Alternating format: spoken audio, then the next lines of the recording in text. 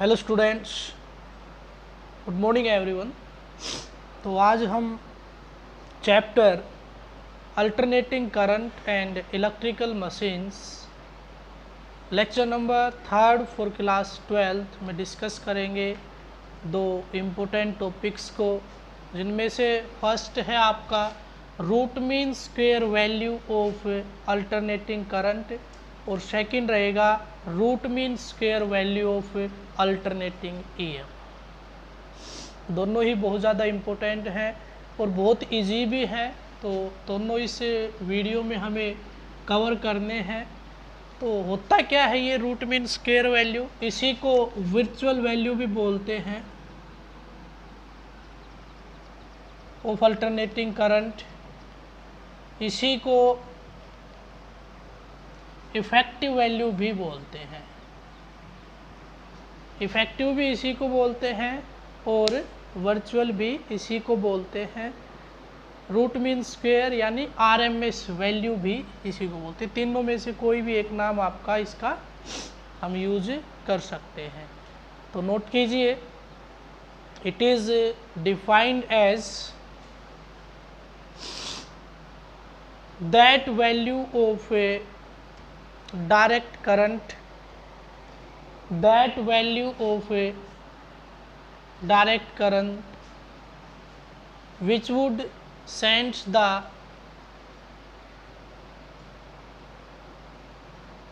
same heating effect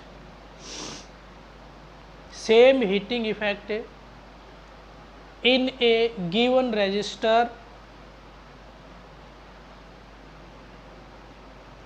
as is produced by the alternating current when passed for the same time.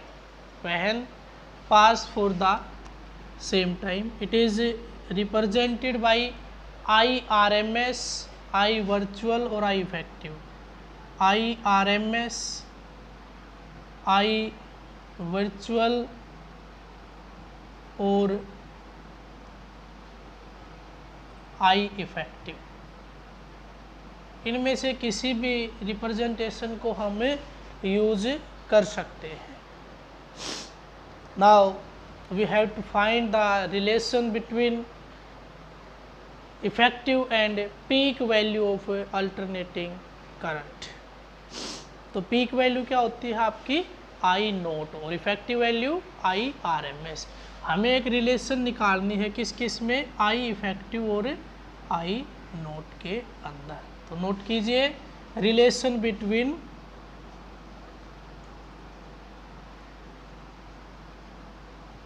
I effective या I R M S and peak value of alternating current. Peak value of AC alternating current, that is I naught. तो ये relation हमें यहाँ से find out करनी है। चलिए शुरू करते हैं। नोट कीजिए, let us consider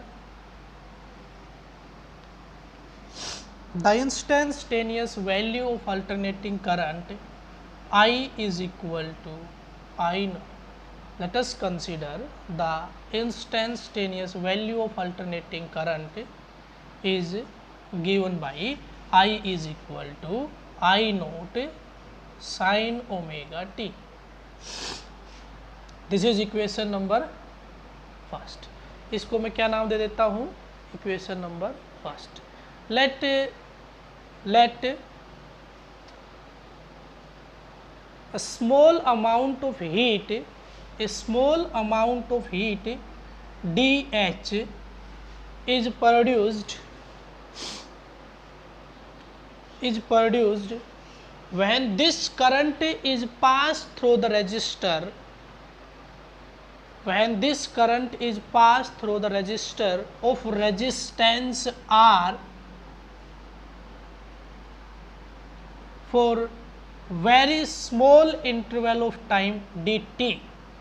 For very small interval of time dt, then dH is given by dH is equal to I square R D T, I square R D T.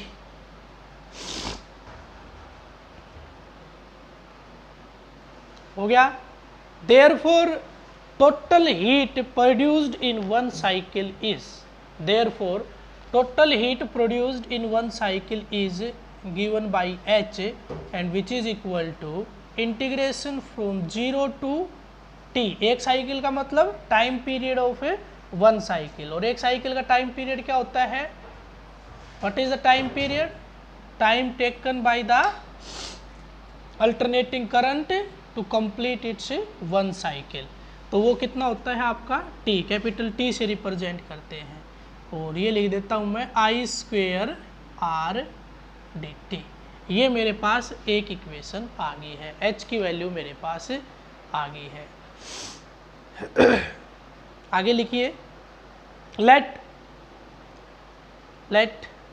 IRMS be the let IRMS be the virtual value or effective value, virtual or effective value of AC, then heat produced in time, then heat produced in time t is H is equal to, यहाँ पे क्या आ जाएगा आपका? I R M S square, R as it is रहेगा, लेकिन time period की जगह क्या आ जाएगा? Complete time. अब इसको इक्वेशन नंबर सेकंड नाम दे दीजिए, इसको आप बना लीजिए इक्वेशन सेकंड।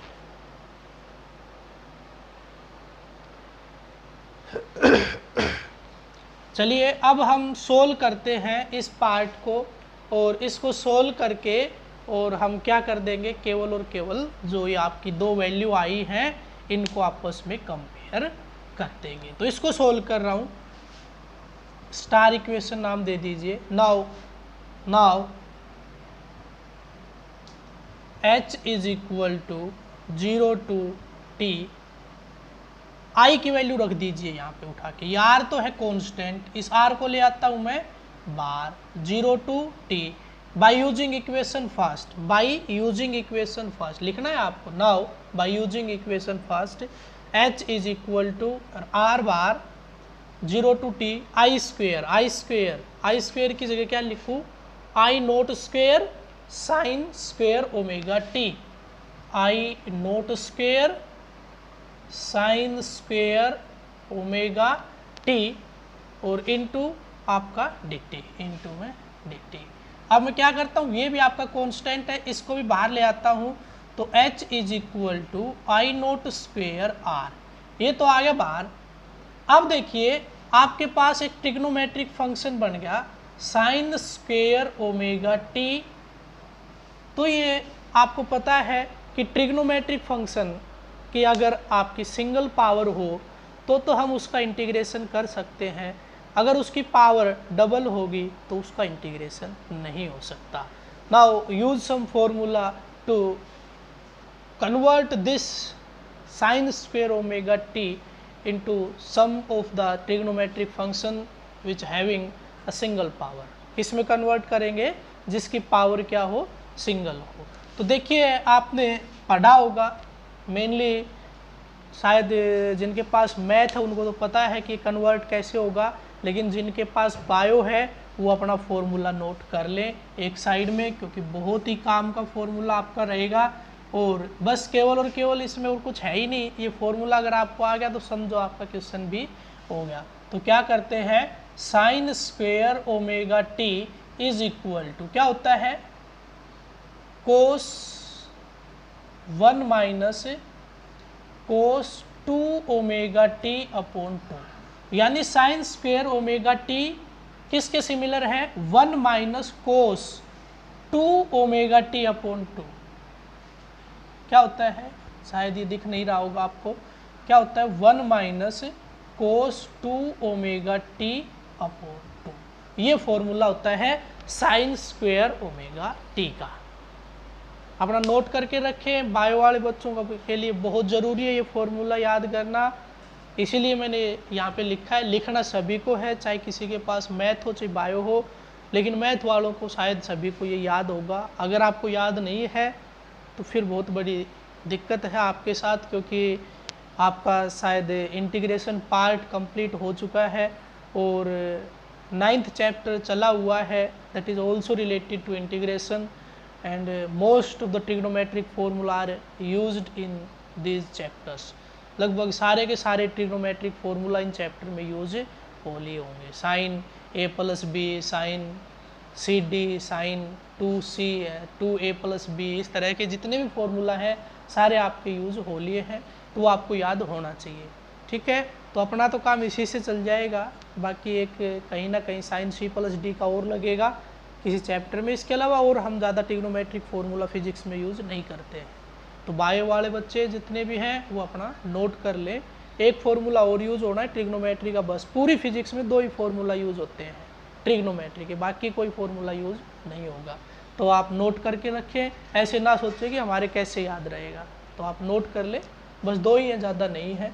चलिए इसको आप सोल्व कर देते हैं। तो इसको क्या लिख सकता हूँ मैं, इस फॉर्म में कन्वर्ट कर सकता हूँ। h is equal to I naught square R integration 0 to t sine square, चलिए साइन स्क्वेयर की जगह क्या लिखना, 1 माइनस कोस 2 ओमेगा टी। इस 2 को ले आता हूँ मैं बाहर, कहाँ पे, यहाँ पे, इनके अपोन में कर देता हूँ, तो ये बच गया आपके पास 1 minus cos omega T D T. Now solve this. तो h is equal to I naught square r by 2, और आपका इंटीग्रेशन अगर 1 का इंटीग्रेशन करोगे तो क्या आएगा, 1 का इंटीग्रेशन करोगे तो आएगा t, क्या आएगा t, और इसकी लिमिट आप रख दीजिए 0 टू t। ये माइनस है तो minus symbol as it is. Cos का होता है साइन, कोस का क्या होता है साइन, तो कोस का मैंने कर दिया साइन ओमेगा टी। उसके बाद इस जो आपका एंगल है इसका दोबारा से करोगे तो आपका यहाँ पे क्या आएगा, अपोन में ओमेगा, और लिमिट रखनी है 0 टू t।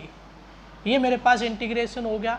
अब देखिए कहीं ना कहीं लिमिट में कैपिटल T आ रहा है और यहाँ पे एंगल में ओमेगा है, और ओमेगा और इस कैपिटल T में एक रिलेशन होती है, ओमेगा और इस कैपिटल T में एक रिलेशन होती है। वो रिलेशन हम यहाँ पे यूज़ कर लेंगे, वो रिलेशन हम यहाँ पे यूज़ कर लेंगे। तो वो रिलेशन क्या रहेगी वो हम देख लेते हैं कि रिलेशन हमारी, एक गड़बड़ है शायद, आपका यहाँ पे 2 नहीं लिखा फॉर्मूला में, ये जो 2 था 2 ओमेगा टी, ये लिखना रह गया आपका। ये 2 मैंने नीचे जो आया ये तो लिख दिया, लेकिन इसके साथ जो था यहाँ पे फॉर्मूला में वो नहीं लिखा 2 ओमेगा टी, तो ये 2 ओमेगा आएगा। ठीक है, केवल जिसका इंटीग्रेशन जिसके रेस्पेक्ट में कर रहे हैं वो टर्म बचती है, बाकी सारा एंगल नीचे आ जाता है। ठीक है, चलिए तो ये इसका इंटीग्रेशन रहा। अब इसको मैं सोल्व कर रहा हूँ, इसको हटा देता हूँ यहाँ से। तो देखिए आपके पास आ गया है h is equal to I naught square r by 2। इसकी लिमिट रखोगे तो क्या आएगा t माइनस 0, तो मैं केवल क्या लिख देता हूँ, इसको t लिख देता हूँ। ये पार्ट सोल्व हो गया, ये सिंबल एज इट इज़। इसका ये 1/2 ओमेगा बाहर ले आइए, अंदर आपके पास क्या बच गया, साइन 2 ओमेगा टी। तो साइन 2 ओमेगा टी को आप लिखिए omega, we know that omega is equal to 2 pi by T, we know that omega is equal to 2 pi by T. ये वैल्यू आप ओमेगा की यहाँ पे यूज़ कर दीजिए, तो क्या हो जाएगा, sine 2 pi by T into T upper limit minus lower limit, तो साइन ये 0 आएगा इसके इंटू में, तो साइन 0 आपका हो जाएगा। और आपको पता है साइन 0 पे क्या होता है, 0 होता है, साइन 0 पे क्या होता है, 0। यहाँ से t कैंसिल हो गया, तो साइन n पाई यानी sine n pi means sine n की वैल्यू आप कुछ भी रख लीजिए, 1 2 3 4 5, ये किसके बराबर होता है, 0 के बराबर। तो आपके पास ये टर्म जीरो बन गई, ये टर्म जीरो बन गई, इस ओमेगा को इस जीरो के साथ मल्टीप्लाई करोगे ये भी जीरो बन गया, तो अपने पास बच गया केवल टी। क्या बच गया? केवल और केवल टी। यहाँ से यहाँ तक की टर्म आपकी क्या आ गई है? जीरो।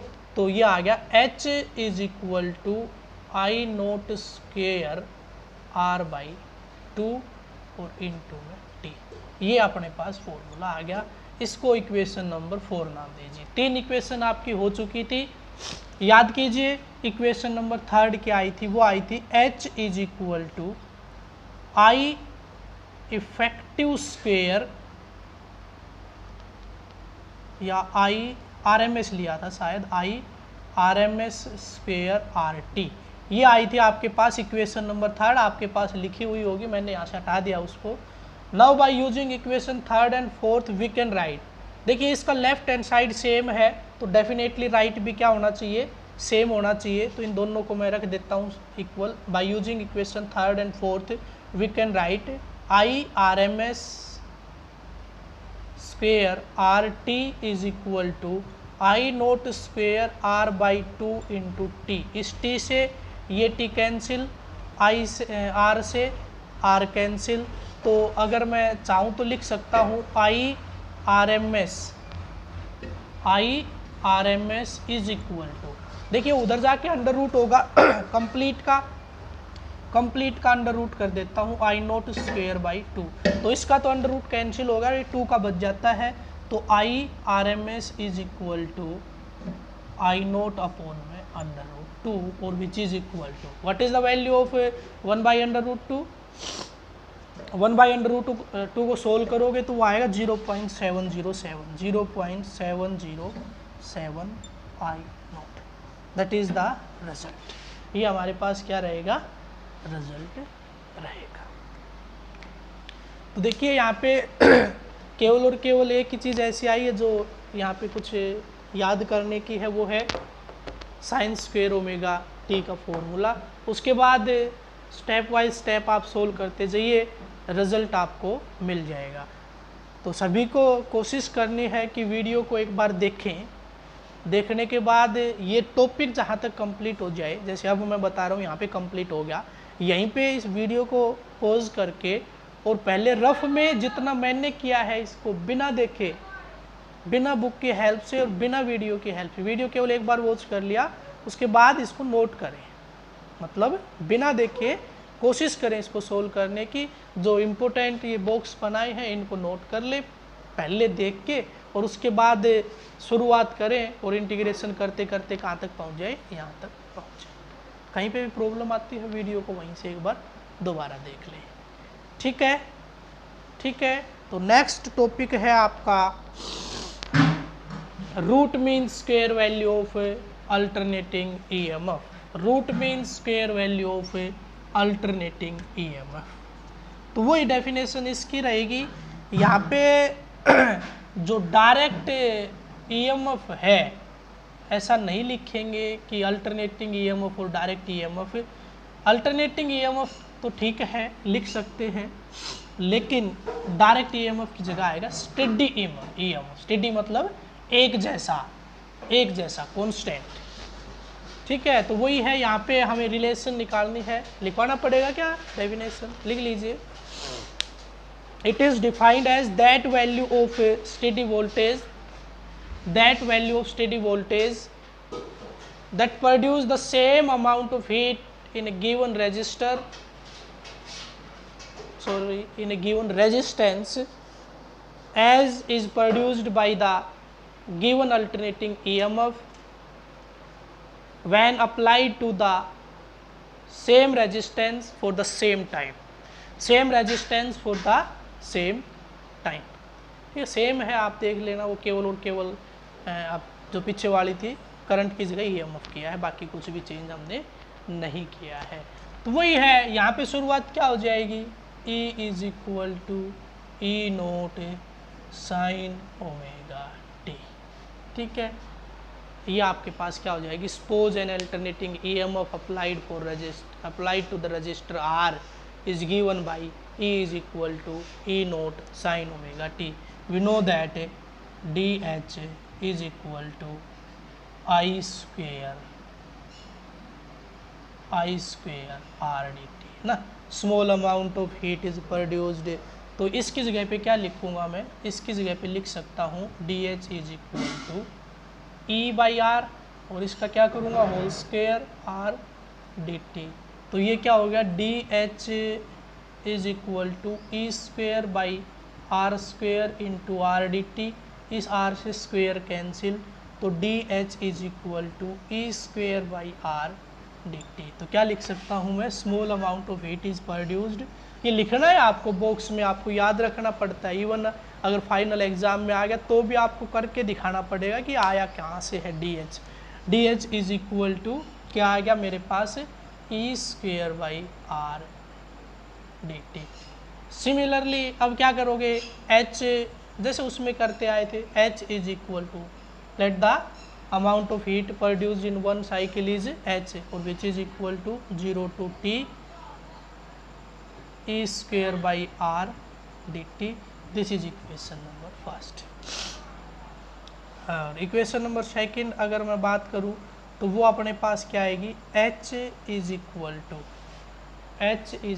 टू क्या आनी चाहिए, डी टी की जगह पे क्या ले लोगे, t, बाकी सब कुछ क्या रखना है आपको सेम। इसकी जगह पे क्या आ जाएगा, ई आर एम एस का स्क्वेयर बाई आर और इंटू टी, ये आपके पास आ जाएगा effective value. This is equation number, ये तो समझ गए और क्या ना, इफेक्टिव वैल्यू में मीन्स यहाँ पे हम क्या ले लेंगे, कंप्लीट टाइम पीरियड ले लेते हैं अगर आरएमएस वैल्यू होती तो, बस बाकी और कुछ भी इसमें एक्स्ट्रा नहीं लेना है। बस अब इसमें क्या करोगे, ई की वैल्यू यहाँ पे उठा के रख दो, ई नोट साइन ओमेगा टी, और इसको सोल्व करते जाइए और कहाँ तक पहुँचिए जैसे उसमें पहुँचे थे, और फिर फटाफट क्या कर दीजिए, रिजल्ट निकाल के और मेरे पास सेंड कर दीजिए। तो एक बहुत ही जो ख़राब बात है 12th क्लास से ये उम्मीद नहीं थी कि जैसे कल मैंने वीडियो सेंड किया है, उस वीडियो में एक टास्क दी थी, तो अप्रोक्सीमेटली मान के चलिए कि 70% बच्चों को तो यही नहीं पता कि मैंने वर्क क्या दिया था उस वीडियो में। मीन से इसका मतलब ये हुआ कि आप नाम का वीडियो देखते हो कि ये टॉपिक है और फिर उसको क्या कर लेते हो, बुक में से नोट कर देते हो। ऐसे क्या फ़ायदा है, बुक में लिखा पड़ा है ऐसे सारा, जब तक वीडियो नहीं देखोगे तब तक वो चीज़ आपको समझ में नहीं आएगी। आप वीडियो को कंसंट्रेशन से पूरा वॉच कीजिए, तब आपको टॉपिक समझ में आ जाएगा। उसके बाद आपको जो टास्क दी गई थी वो भी आप कर दोगे। अब जो ये मैं बात बता रहा हूँ शायद मैं भी गलती कर रहा हूँ, मैं भी वीडियो के बाद में बोल रहा हूँ, शुरू में बोलता शायद सभी सुन भी लेते, क्योंकि थोड़ा थोड़ा सभी देख ही लेते हैं। पता नहीं दिमाग कहाँ पे काम कर रहा है आपका। आप सोचिए कि हम ये वीडियो बना क्यों रहे हैं, किस लिए बना रहे हैं। ये इसीलिए तो बना रहे हैं कि जो टॉपिक है वो आपका क्लियर हो जाए, अच्छे से समझ में आ जाए, लेकिन आप वीडियो देख ही नहीं रहे। बहुत कम बच्चे देख रहे हैं, या देख रहे हैं, मान लिया कि सभी बच्चे देख रहे हैं, अगर देख रहे हैं तो उसमें जो टास्क दी जाती है वो शेयर क्यों नहीं कर रहे। अब तक मेरे पास केवल 13 स्टूडेंट्स का, टोटल आपके 62 और 63 के आसपास स्टूडेंट्स हैं ए और बी सेक्शन में मिला के, केवल दोनों सेक्शन में मिला के 13 स्टूडेंट्स ने मेरे पास वो टास्क सेंड की है। यानी मैंने आई की वैल्यू निकाली थी, ऐसे ही ई की वैल्यू के लिए बोला था, वो केवल और केवल 13 स्टूडेंट्स ने ही सेंड की है। अब आप खुद सोचिए, मैं कितने बच्चों के पास फ़ोन मिला के पूछूँ कि आपकी क्या प्रॉब्लम, आपने क्यों नहीं किया। ये मतलब काम तो आपका है कि अगर आपको कोई प्रॉब्लम है या आपसे वो सोल्व नहीं हो पा रहा तो आप मेरे से मैसेज करके बताइए कि सर ये दिक्कत थी, आज वीडियो नहीं देख पा रहा या ये प्रॉब्लम है, हम बाद में सेंड कर देंगे। लेकिन दिक्कत तो यही है कि आप वीडियो ही देख लो, जब तो टास्क ही सेंड कर दोगे। तो साफ साफ ये जाहिर हो रहा है कि वीडियो बहुत कम बच्चे देख रहे हैं, है ना। वीडियो देख लोगे तो यही बात जो जैसे मैं बताने लग रहा हूँ इस वीडियो में अब, कि आप मेरे से बता दो कि आज तो मैंने बता रखा है आपको कि कोई भी टास्क अगर आपको मिलती है एक दिन के लिए तो उसका टाइम केवल 6 PM तक का होता है। उससे पहले सेंड करोगे तो ही मैं देख पाऊँगा, उसके बाद मैं उसको अपने रिकॉर्ड में मेंटेन नहीं कर पाता, क्योंकि 6 बजे के बाद मेरे को वो काम मैं छोड़ देता हूँ। मेरे पास और भी बहुत से काम है, मेरे को पढ़ना भी होता है और भी कुछ करना है, आपके वीडियो भी तैयार करने, बहुत से काम है। ऐसे करके फिर उसके बाद मैं उसको चेक नहीं करूँगा। चेक अगर कर भी लिया तो रिकॉर्ड में नहीं छपाऊँगा, अगर किसी बच्चे ने मेरे से पहले नहीं बताया तो। ठीक है, तो नेक्स्ट जो टॉपिक है वो यहाँ तक आप आ जाओगे। तो यहाँ तक आने के बाद आप समझ गए होगे कि क्या करना है। डी एच इसका इंटीग्रेशन कर दीजिए दोनों तरफ, ये कर रखा जैसे।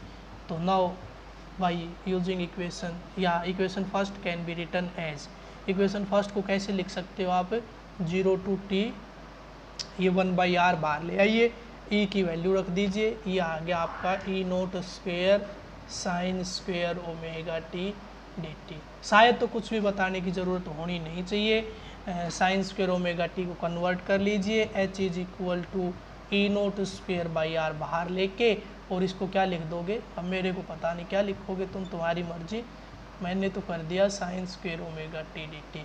जैसा पिछले वाला आर्टिकल था एज इट इज़ मैंने वहाँ तक इसको पहुँचा के छोड़ दिया है। आगे इंटीग्रेशन पार्ट सेम मेथड से आप लेके जाइए, ठीक है, और फिर क्या कर दोगे, यहाँ से आपके पास h की वैल्यू आ जाएगी ई नोट की फॉर्म में, RMS की फॉर्म में ये रही, जो फाइनल वैल्यू यहाँ से आए h की किसकी फॉर्म में, ई नोट की फॉर्म में, उसको इक्वेशन नंबर 3 नाम दे के सेकेंड 3 को कंपेयर कर दोगे तो क्या निकालना है आपको, RMS निकालना है। तो वहाँ पे भी आपका T से T और R से R कैंसिल हो जाएगा, वही आपका आएगा RMS is equal to E naught by √2, इसमें भी आपका यही आएगा, और वो क्या होता है 0.7078। ठीक है, वही रिजल्ट आपका यहाँ से भी आएगा। तो सभी को निकाल के ये प्रूव करके दिखाना है और मेरे से शेयर करना है। आज के वीडियो में इतना ही, थैंक्स।